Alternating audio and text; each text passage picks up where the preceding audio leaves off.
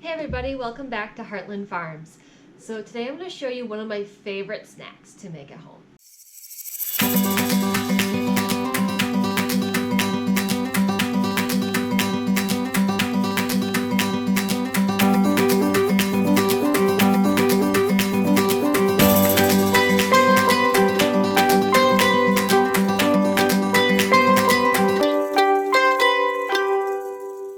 Alrighty, so I found this recipe on Facebook, tried it out, absolutely love it. My family loves it, and so I wanted to share it with you. That this is a fun way to kind of get a healthy snack in. Because let's be honest, we all love our snacks. But we really necessarily don't like the guilt associated with snacks, whether that's culturally put upon us or really because the ingredients aren't necessarily the best for us. But I found this is a really nice way of getting like a healthier snack into our routine and kind of eliminating a processed food, a store-bought processed food. So I have a guilty pleasure. My guilty pleasure is a very cheesy cracker. I also love another cracker that's very, very savory. So, and when I say guilty pleasure, I'm not saying I have just one. I'm like saying, well, a box later, I'm not having breakfast or lunch because I just ate a whole box of crackers by myself. And I'm very full. So I found this recipe online. I was like, oh, I'm going to try it out, see if it replaces, or I could replace some of those store-bought crackers. Hair on me. And I was really excited to find out that I loved it, my daughter loved it, my husband loved it. So it's super easy to make. I'm going to show you how. Number one, you're going to get your sourdough starter. Make sure it's nice and bubbly. Can be your discard starter as well. My starter is very foamy right now. I'm going to discard some of it today and then add more of it tomorrow or today, and then about a few hours later, I'm going to make some sourdough bread. So I just need to feed it to wake it up.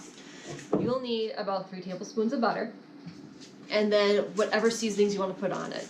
You want to put on salt. You want to use it like a sweet cracker. You can make sweet cracker with sugar or honey.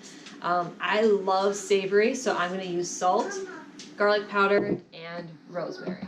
So first easy step, I'm going to cut 3 tablespoons off of the butter.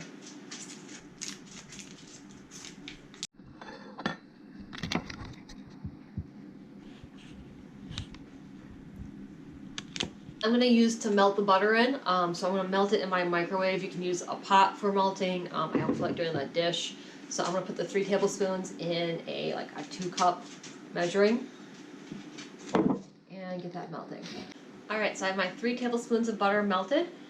We are going to add a 1/2 cup of sourdough discard. Every day you discard your sourdough and you kind of want to make use of that somehow instead of just putting it in the trash. So this is a great way to make use of that.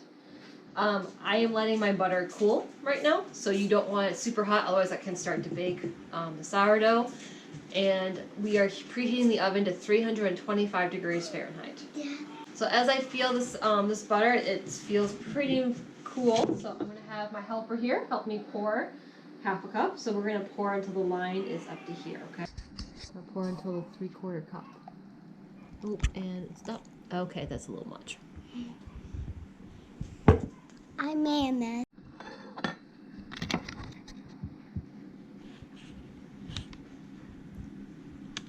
We're making a double batch right now. We accidentally add a little bit too much sourdough starter. You're supposed to add just 1/2 cup. We end up adding a cup. So we just added some more butter. Typically, I use seasonings just to kind of cover the top. I doubled that this time just to make sure that we have some seasoning in there. I'll post the exact recipe in the description below. It's different from what we do. This is just kind of like what we like and kind of mimics a very savory cracker. Yeah. So I'm gonna move these guys aside. So next step is we're going to pour this mixture out on a baking sheet. I am using like a pizza sheet that has holes in it. I line it with paper, parchment paper. And then we're just going to pour this on top of here. I'm going to pour 1/2 of this on top of here and then bake this and then pour the other 1/2. That way we just kind of, because we're doing a double batch. I see. Daphne.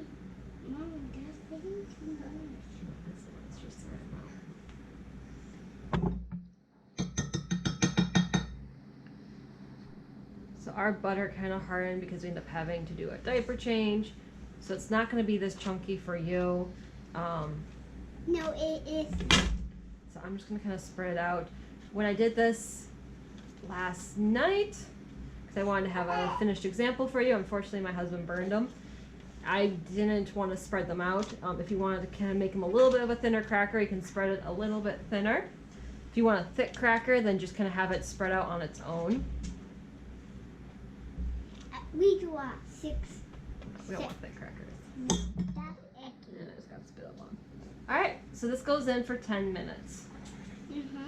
And we are going to be hot because it's hot. Alrighty, so these guys are done with their first 10 minutes in the oven. What we're going to do next is we're going to take a pizza cutter and we are going to cut them into strips. That's going to kind of cut them into the shape of a cracker. Then we're going to put them back into the oven for about 20 more minutes just to kind of finish crisping up. I did this with white flour and 20 minutes was kind of flat on the dot. Einkorn flour kind of works very similarly to white flour. With whole wheat flour, it took me much longer to get them really crispy. But you do have to watch it.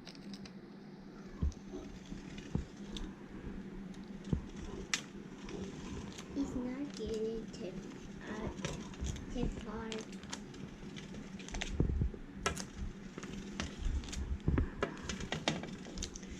We'll do this all over again.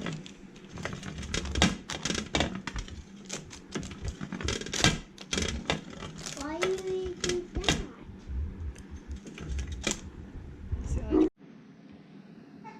Alrighty, so they're all done.